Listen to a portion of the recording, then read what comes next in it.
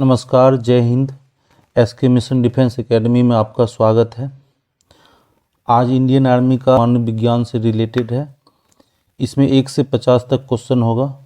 सारा क्वेश्चन को हम लोग बारीकी से पढ़ेंगे और डिस्कशन। नंबर 1 पे, वस्तु की मात्रा बदलने पर अपरिवर्तित रहेगा। ए आयतन, बी भार, सी द्रव्यमान, डी घनत्व। तो इसका राइट आंसर होगा घनत्व। वस्तु की मात्रा बदलने पर घनत्व में कोई परिवर्तन नहीं होता, घनत्व नहीं बदलता है। घनत्व बराबर फॉर्मूला होता है द्रव्यमान बटे आयतन, यानी m बटे v। भार बराबर होता है mg, भार बराबर होता है mg। m द्रव्यमान, g गुरुत्व त्वरण, W बराबर mg। इसी प्रकार से आयतन होता है मात्रा की मापकों में आयतन के स्थान होता है। जो त्रिविमीय होता है, जो कोई भी वस्तु है जो त्रिविमीय आकार में है, उसमें जितने भी द्रव्यमान अटता है उसे आयतन कहते हैं। चलते हैं क्वेश्चन नंबर 2 पे। केल्विन माप में मानव शरीर का सामान्य तापमान है। ए 280 केल्विन, बी 290 केल्विन, सी 300 केल्विन और डी 310 केल्विन। तो इसका सही आंसर होगा 310 केल्विन, ऑप्शन नंबर डी। मानव शरीर का केल्विन में टेम्परेचर 310 होता है, सेल्सियस में 37 डिग्री सेल्सियस और फ़ारेनहाइट में 98.6 फ़ारेनहाइट होता है। क्वेश्चन नंबर 3, पारा डैश पर जमता है। A 39 degree Celsius, B -39 degree Celsius, C 40 degree Celsius, D 60 degree Celsius. तो पारा -39 डिग्री सेल्सियस पे जमता है, option number B is right answer. पारा एकमात्र द्रव्य धातु है जो कि रूम टेम्परेचर पर तरल अवस्था में पाया जाता है। पारा का प्रयोग थर्मामीटर में किया जाता है। क्वेश्चन नंबर 4, उच्च तापक्रम को मापने वाला यंत्र है। A hygrometer, B pyrometer, C tachometer, D pycnometer. तो इसका राइट आंसर होगा B pyrometer, option number A hygrometer. Hygrometer से जो है आपेक्षिक आर्द्रता मापी जाती है। Option number C tachometer. Tachometer से जो है गति मापन किया जाता है, tachometer. Option number D pycnometer. Pycnometer जो है कांच की एक प्रकार की ग्लास होता है जिसमें कि कोई मात्रा हम लोग लेके मापते हैं, उसको पिनिकोमीटर करते हैं। ये अक्सर हमको लाइब्रेरी में या प्रयोगशाला में देखने के लिए मिलता है। चलते हैं क्वेश्चन नंबर 5। पृथ्वी तल से ऊपर या नीचे जाने पर गुरुत्व त्वरण का मान ए घटता है, बी बढ़ता है, सी ऊपर जाने पर बढ़ता है, नीचे जाने पर घटता है, डी अपरिवर्तित रहता है। पृथ्वी के ऊपर या नीचे जाने पर गुरुत्व त्वरण का मान हमेशा जो है घटता है। Option number A is right answer, क्योंकि पृथ्वी के ऊपर या नीचे जाने से जी के मान में परिवर्तन होता है। जब जी का मान परिवर्तन होगा तो गुरुत्व त्वरण का मान हमेशा क्या हो जाएगा, घटेगा।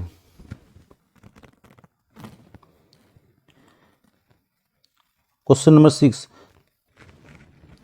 क्वेश्चन नंबर 6, जब बर्फ पिघलती है तो उसका ए आयतन बढ़ता है, बी आयतन घटता है, सी अपरिवर्तित रहता है, डी पहले बढ़ता है फिर घटता है।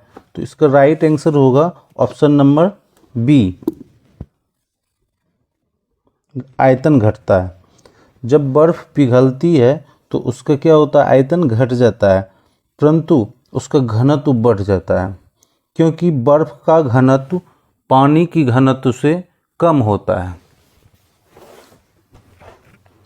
सबसे अधिक घनत्व पानी का 4 डिग्री सेल्सियस पे होता है।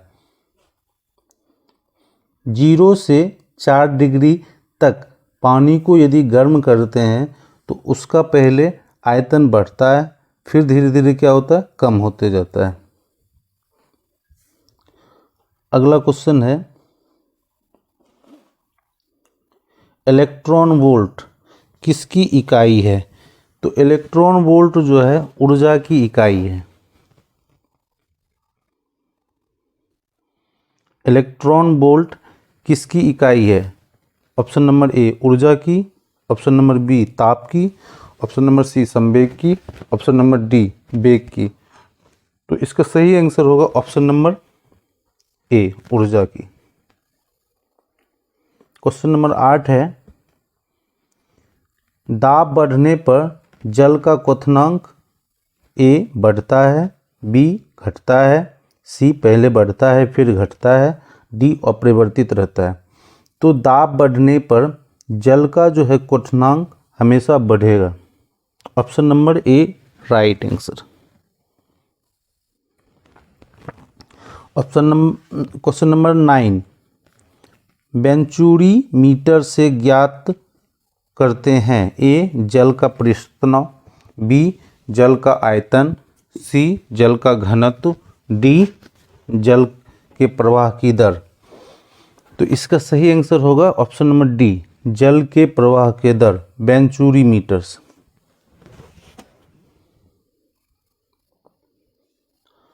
क्वेश्चन नंबर 10, एक लिफ्ट एक समान वेग से ऊपर जा रही है तो उसमें स्थित व्यक्ति का भार रहेगा? ए बढ़ जाएगा, बी घट जाएगा, सी अपरिवर्तित रहेगा, डी इनमें से कोई नहीं। तो इसका सही आंसर होगा अपरिवर्तित रहेगा। जब लिफ्ट एक समान वेग से ऊपर या नीचे जाता है तो उसमें स्थित जो भार है अपरिवर्तित रहता है। क्यों? त्वरण वहाँ पे नहीं उत्पन्न होता। जब त्वरण नहीं चेंज होगा तो उसकी भार में कोई परिवर्तन नहीं होगा। यदि लिफ्ट ऊपर की ओर ए त्वरण से ऊपर की ओर जाते हैं तब उसके भार क्या होगा, वृद्धि होगा, और त्वरित रूप से नीचे जाएगा तो उसके भार क्या होगा, कमी होगा। अगला क्वेश्चन आते हैं क्वेश्चन नंबर 11, संश्लिष्ट रेशा है? ए रेयॉन, बी रेशम, सी सेलुलोज, डी ऊन। तो इसका सही आंसर होगा ऑप्शन नंबर ए रेयॉन। रेयॉन जो है संश्लिष्ट रेशा है। संश्लिष्ट रेशा उसे कहते हैं जो कि हम लोग कृत्रिम ढंग से बनाते हैं, जैसे टेलिरीन, रेयॉन, नायलॉन, ये सब जो है संश्लिष्ट रेशा है। और प्रकृति रेशा उसे कहते हैं जो प्राकृतिक रूप से हम लोग बनाते हैं, जैसे पेड़ पौधे से, चमड़े से इत्यादि से। तो प्राकृतिक रेशा में जैसे कागज हो गया इत्यादि। चलते हैं क्वेश्चन नंबर 12, कांच पर लिखने के लिए किस अम्ल का प्रयोग किया जाता है? ए सल्फ्यूरिक अम्ल, बी हाइड्रोफ्लोरिक अम्ल, और दो ऑप्शन नहीं है। तो इसका सही आंसर होगा हाइड्रोफ्लोरिक अम्ल, HF। कांच पर लिखने के लिए प्रयोग किए जाने वाले अम्ल है हाइड्रोफ्लोरिक अम्ल। क्वेश्चन नंबर 13, समुद्री जल से नमक किस विधि द्वारा तैयार किया जाता है? ए ऊर्ध्वपातन, बी वाष्पीकरण, सी क्रिस्टलीकरण, डी आसवन। तो इसका सही आंसर होगा वाष्पीकरण। ऑप्शन नंबर ए ऊर्ध्वपातन। ऊर्ध्वपातन उसे कहते हैं जो ठोस अवस्था से सीधे गैस अवस्था में परिवर्तित हो जाए, उसे ऊर्ध्वपातन कहते हैं। जैसे कपूर का जलना। आसवन, किसी भी तत्व को आसवन विधि से निकाला जाता है। जैसे कच्चा तेल, उसको आसवन विधि से जो है ना प्यूरिफाई किया जाता है। चलते हैं क्वेश्चन नंबर 14 पे। मोनोजाइट किसकी अयस्क है? जर्मेनियम, थ्योरियम, टाइटेनियम, लोहा। तो इसका सही आंसर होगा option number B, thorium.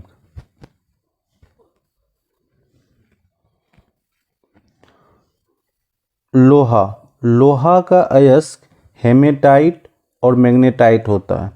Haematite में 72% लोहा और मैग्नेटाइट में 73 या 74% लोहा पाया जाता है। यदि लोहा निष्कर्षण की बात कहा जाए तो लोहा हेमेटाइट से प्राप्त किया जाता है, क्योंकि कम खर्च में आसानी से 50 से 60% लोहा एक बार में निकाला जाता है। चलते हैं क्वेश्चन नंबर 15 पर। क्वेश्चन नंबर 15 जो है, कौन सी अधातु कमरे के तापमान पर द्रव्य अवस्था में पाई जाती है? ए ब्रोमीन, बी क्लोरीन, सी हीलियम, डी फास्फोरस। तो इसका राइट आंसर होगा ब्रोमीन। ब्रोमीन एक द्रव्य अधातु है जो कमरे के तापमान पे पाया जाता है। ब्रोमीन का संकेत क्या होता है? कमेंट में लिखें। Option number B, chlorine. Chlorine का संकेत क्या होता है? कमेंट में लिखें। हीलियम का क्या होता है? कमेंट में लिखें। और फास्फोरस का क्या होता है? कमेंट। ये चारों ऑप्शन का जो है सिंबल क्या क्या होता है? कमेंट में जरूर लिखें।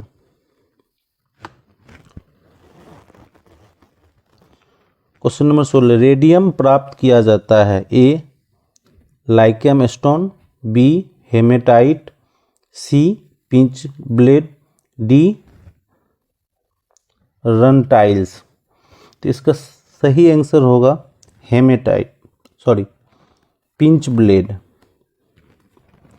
रेडियम जो है यूरेनियम के साथ जो मिलकर रहता है, इसलिए यूरेनियम का जो है अयस्क है पिंच ब्लेड, इसीलिए रेडियम पिंच ब्लेड से प्राप्त किया जाता है। लाइक स्टोन मतलब चूना पत्थर। चूना पत्थर का सूत्र होता है CaCO3। हेमेटाइट अभी जस्ट हम लोग पढ़े, लोहा का अयस्क होता है।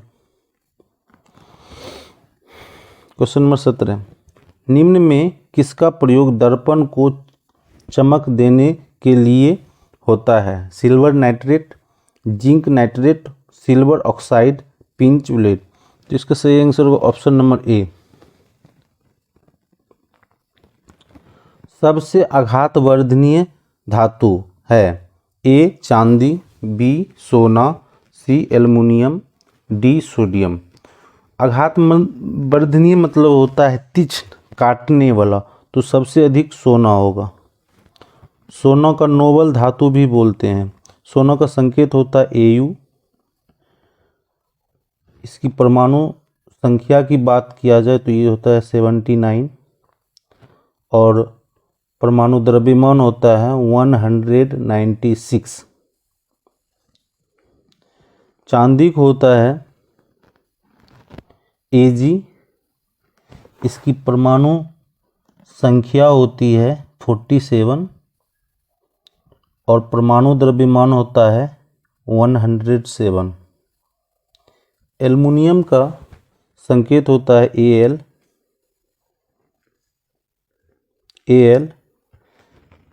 और इसकी परमाणु संख्या होता है 13, परमाणु द्रव्यमान होता है 26.9। सोडियम का होता है Na, परमाणु संख्या होता है 11 परमाणु द्रव्यमान होता है 23। आवर्त सारणी में अगला क्वेश्चन है क्वेश्चन नंबर 19। आवर्त सारणी में W अक्षर किस तत्व को दर्शाता है? A टंगस्टन, B बोस्टाइन, C पारा, D बेरिलियम। तो इसका राइट आंसर होगा option number A tungsten.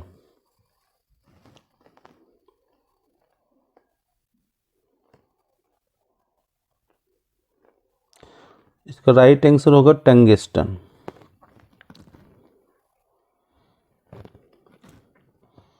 Question number 20। Carbon dioxide की मात्रा वायुमंडल में रहती है? A 3%, B 0.03%, C 0.3%, D 0.0003%। इसका राइट आंसर होगा option number B 0.03%। Carbon dioxide का सूत्र होता है CO2। वायुमंडल में कार्बन डाइऑक्साइड की अधिक मात्रा हो जाने के कारण तापमान में वृद्धि होता है और इस घटना को हम लोग ग्लोबल वार्मिंग कहते हैं। पृथ्वी पर ताप बढ़ना ग्लोबल वार्मिंग कहलाता है। Question number 21। परमाणु का द्रव्यमान व्यक्त किया जाता है? ये क्वेश्चन कल वाले वीडियो में भी हम लोग पढ़ाए थे कि परमाणु का द्रव्यमान जो है हम लोग व्यक्त करते हैं। तो इसका सही आंसर क्या होगा आप लोग कमेंट में ज़रूर दें। Question number 22। pH मान का निर्धारण किसने किया? A Lavoisier, B Presley, C Cavendish, D Sorensen. तो इसका राइट आंसर होगा option number D Sorensen. pH scale का जो है सोरेनसन ने आविष्कार किया था। pH स्केल में 1 से लेके 14 तक अंकित किया रहता है। जिसका pH मान 7 से कम होगा वो अम्ल होगा और जिसका pH मान 7 से अधिक होगा वो क्षारीय होगा और जिसका 7 होगा वो जो है उदासीन होगा यानी जल होगा। चलते हैं क्वेश्चन नंबर 23। रक्त का कौन सा कण जीवाणु से रक्षा करता है? A लाल रक्त कण, B श्वेत रक्त कण, C रक्तवारी, D बिंबाणु। तो इसका सही आंसर होगा श्वेत रक्त कण। श्वेत रक्त कण को WBC भी कहते हैं। श्वेत रक्त कण शरीर का सिपाही भी कहते हैं। ये संक्रमण से लड़ने की क्षमता रखता है या मदद करता है। इसे रोग प्रतिरोध क्षमता भी कहते हैं। इसका जीवन काल 2 से 4 दिन होता है।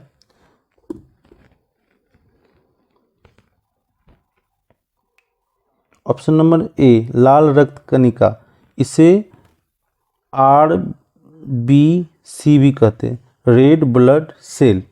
इसका जीवन काल 120 दिन का होता है और लाल रक्त कणिका का निर्माण अस्थिमज्जा में होता है और इसका जो है कब्रिस्तान पिलहा है। अस्थिमज्जा में निर्माण होता है, पिलहा में जाके डेट करता है। और श्वेत रक्त कणिका का भी निर्माण अस्थिमज्जा में ही होता है।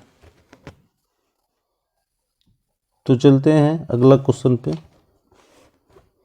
क्वेश्चन नंबर 24 है, वायुमंडल में भारी गैस कौन सा है? ए जलवाष्प, बी नाइट्रोजन, सी ऑक्सीजन, डी कार्बन डाइऑक्साइड। तो वायुमंडल में सबसे भारी गैस, बहुत इंपॉर्टेंट क्वेश्चन है, तो इसका सही आंसर होगा ऑप्शन नंबर डी CO2। सबसे भारी गैस होता है CO2 जो कि 0.03% पाया जाता है। ये भारी होने के बावजूद भी वायुमंडल में 32 किलोमीटर ऊपर तक पाया जाता है।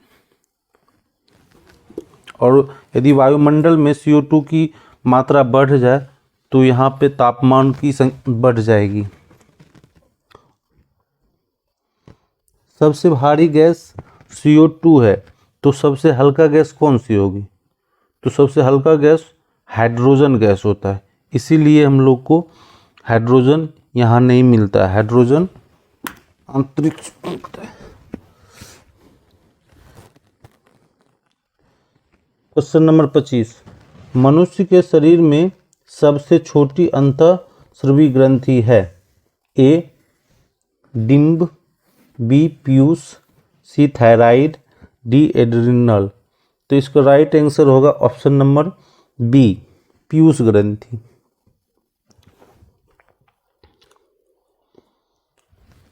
क्वेश्चन नंबर 26, स्वस्थ मनुष्य के शरीर का तापमान कितना होता है? ए 98.6 फ़ारेनहाइट या 37 डिग्री सेल्सियस, बी 36.9 फ़ारेनहाइट, सी 97.6 फ़ारेनहाइट, डी 98.9 फ़ारेनहाइट। इसका राइट आंसर होगा ऑप्शन नंबर ए। क्वेश्चन नंबर 27, मानव शरीर को कितनी निकोटिनिक अम्ल की प्रतिदिन आवश्यकता होती है? ए 14 ग्राम, बी 15 ग्राम, सी 18 ग्राम, डी 19 ग्राम। तो इसका सही आंसर होगा ऑप्शन नंबर बी, 15 ग्राम। 15 से 18 ग्राम तक जो होता है निकोटीन की आवश्यकता होती है। निकोटीन जो है पेड़ के जड़ या पत्तियां में प्राप्त होता है, जैसे तंबाकू की पत्तियां, उसमें निकोटीन पाया जाता है या निकोटीनिक अम्ल बोल सकते हैं हम लोग। चलते क्वेश्चन नंबर 28, कपास प्राप्त होता है फल से, बीज से, कलिका से, जड़ से। तो इसका राइट आंसर होगा ऑप्शन नंबर बी, बीज से। बीज से। सबसे अधिक कपास भारत में किस राज्य में होता है? तो इसका सही आंसर होगा गुजरात। गुजरात में सबसे अधिक कपास की खेती होती है और भारत कपास में विश्व में प्रथम है, द्वितीय चीन है।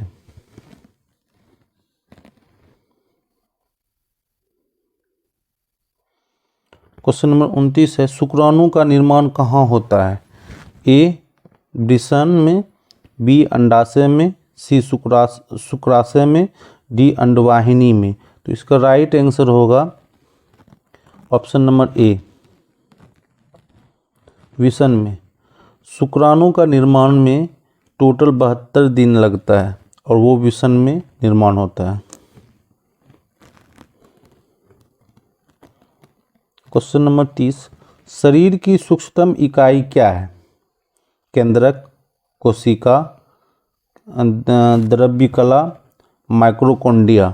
तो इसका राइट आंसर होगा ऑप्शन नंबर बी, कोशिका। कोशिका का खोज रॉबर्ट हुक ने किया था। क्वेश्चन नंबर 31 है, अंडे के किस भाग में प्रोटीन की मात्रा अधिक होती है? ए यॉक, बी सेल, सी एल्बुमिन, डी इनमें से कोई नहीं। तो इसका सही आंसर होगा यॉक, यानी पीला वाला भाग। अंडे के पीले वाले भाग में 11% प्रोटीन होता है और वाइट वाले जो भाग है उसमें 10% प्रोटीन होता है।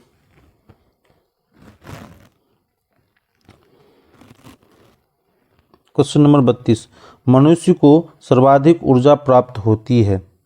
ए प्रोटीन से, बी वसा से, सी विटामिन से, डी कार्बोहाइड्रेट से। बहुत इंपॉर्टेंट क्वेश्चन है, इसको हम समझेंगे। कितने बच्चे इसमें जो है ना कार्बोहाइड्रेट मार देंगे, लेकिन सही आंसर होगा वसा।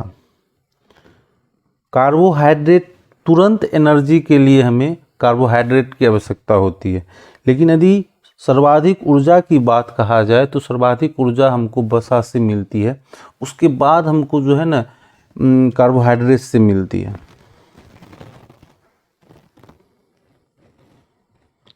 चलते हैं क्वेश्चन नंबर आगे 33 में। शरीर में वसा का संक्रमण मुख्यतः होता है पिल्हा में, बी हड्डियां में, सी रक्त में, डी मांसपेशियों में। तो इसका राइट आंसर होगा ऑप्शन नंबर डी मांसपेशियों में। अगला क्वेश्चन है कौन सा विटामिन अंडे में बिल्कुल नहीं पाया जाता है? Vitamin A, vitamin B, vitamin C, vitamin D. तो इसका राइट आंसर होगा विटामिन सी। उससे भी जितने भी एनिमल प्रोडक्ट है जैसे मांस, मछली, उसके बाद अंडा, ये सारे चीज़ में विटामिन सी नहीं रहता है। दूध इत्यादि एनिमल प्रोडक्ट जितने भी हैं जो हमको जानवर से प्राप्त होता है वो सारे चीज़ में विटामिन सी नहीं रहता है। Question number 35। मानव मूत्र में सामान्यतः किस विटामिन का उत्सर्जन होता है? A vitamin A, B vitamin K, C vitamin C. तो इसका राइट आंसर होगा विटामिन सी। 36। पेप्सिन बदल देता है ए ईस्ट को शर्करा में, प्रोटीन को पॉलीपेप्टाइड्स में, सी प्रोटीन को एमिनो अम्ल में, डी वसा को वसा अम्ल में। तो इसका राइट आंसर होगा प्रोटीन को पॉलीपेप्टाइड में। दूध में उपस्थित प्रोटीन है A thiamine, B casein, C insulin, D albumin. तो इसका राइट आंसर होगा केसिन। दूध में केसिन, यदि अम्ल की बात कहा जाए तो दूध में जो है लैक्टिक अम्ल पाया जाता है। दूध की शुद्धता जो है लैक्टोमीटर से किया जाता है। लैक्टिक अम्ल के नाम पर ही लैक्टोमीटर पड़ा है।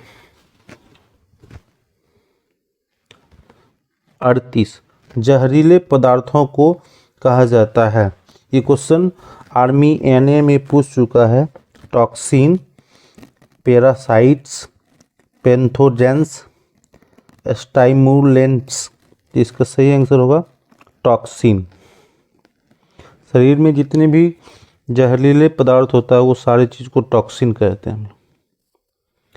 सिल्क उद्योग संबंधित है, ये क्वेश्चन पिछले वीडियो में भी हम लोग कराए थे। सिल्क उद्योग जो होता है उसको क्या कहते हैं हम लोग?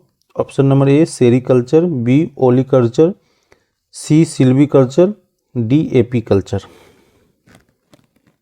तो इसका सही आंसर होगा सेरीकल्चर। एपीकल्चर से हम लोग नंबर 40। कोशिका में ऊर्जा संचित रहती है ए एएमपी के रूप में, बी एडीपी के रूप में, सी एटीपी के रूप में, डी कोई नहीं। तो इसका राइट आंसर होगा ऑप्शन नंबर सी एटीपी के रूप में। एटीपी का फुल फॉर्म है एडोसिन ट्रांसफॉस्फेट।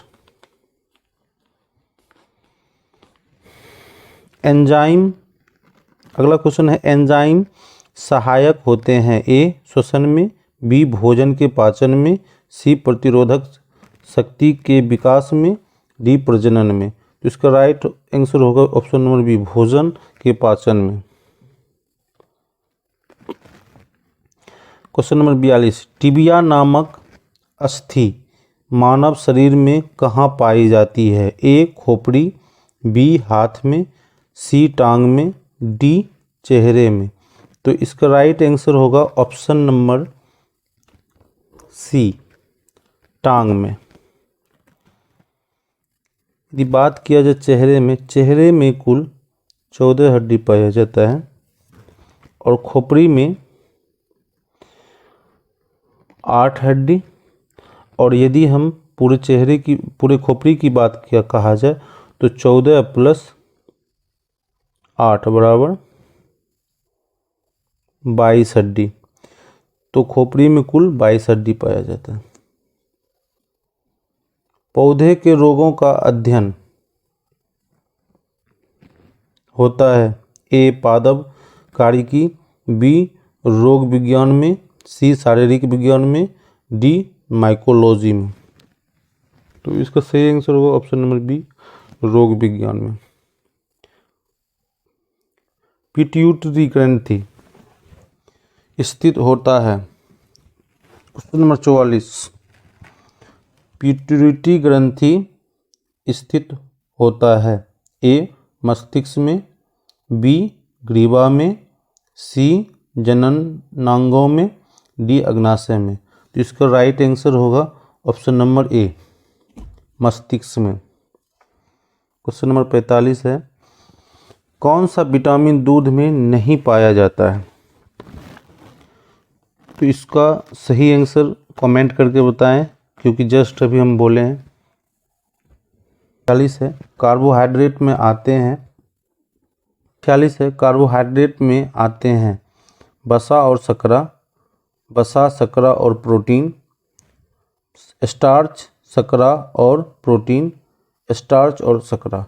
तो कार्बोहाइड्रेट में स्टार्च और शकरा आते हैं, option number D. Question number 47 है, अफीम पौधे के किस भाग से प्राप्त होता है? ए जड़ से, बी तना से, सी पत्ती से, डी फूल से। तो इसका राइट आंसर होगा ऑप्शन नंबर डी, फूल से।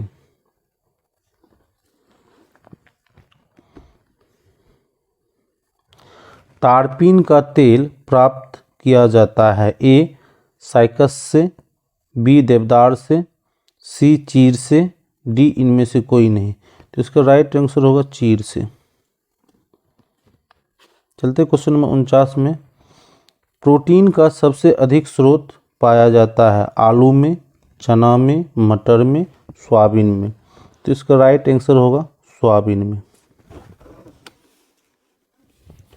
प्रोटीन का जो है यदि बोला जाए जनरल फार्मूला, तो इसका होता है RCH NH2। अच्छा, एक बार फिर से हम लिख देते हैं आप लोग को।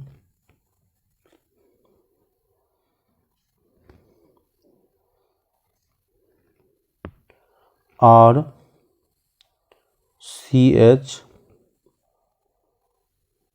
NH2 CO।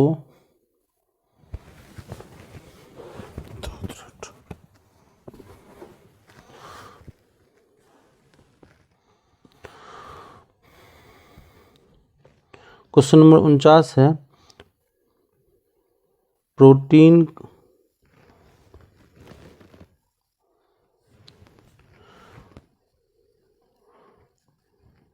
क्वेश्चन नंबर 50 और अंतिम क्वेश्चन है, सबसे लंबा जीवित वृक्ष है? ए यूकेलिप्टस, बी सिकोया, सी देवदार, डी परागन। तो इसका राइट आंसर होगा सिकोया। सिकोया वृक्ष की जो है लंबाई होती है लगभग 93 फीट। सिकोया वृक्ष जो है हिमालय में पाया जाता है, कैलिफोर्निया, अमेरिका इत्यादि में पाया जाता है।